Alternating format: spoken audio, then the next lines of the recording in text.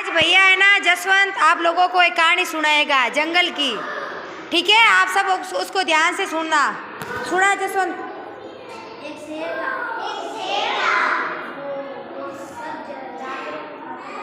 वो सब जानवरों को एक दिन एक खरगोश की बारी आई और उसे जोर की भूख लगी। थोड़ा तेज बोलो। तो उसने सोचा कि उसको ही खा जाए।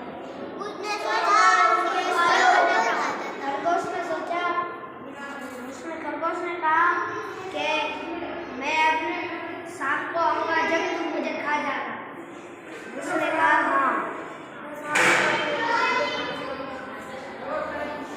फिर वो एक कुएं के पास गया।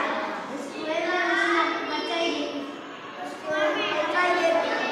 उसने सोचा अब मैं उसे ऐसे ही करके उसको कह दूंगा कि तुम्हारा जैसा दूसरा शेर आ चुका। फिर वो थोड़ा गया और कहा उस शेर को कि शेर तुम्हारे जैसा कोई दूसरा आ चुका। सुना सुना जल्दी बोल। तो उसने कहा कि जल्दी से जाओ और उसको अंदर जाके मार दो। और वो कूदा और मर गया। अब दूसरी कहानी सुना रहा है, सुना दूसरी कहानी।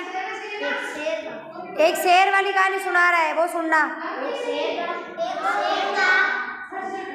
वो एक बंदर को खाना चाह रहा था। इसलिए वो बिल्ली मौसी के पास गया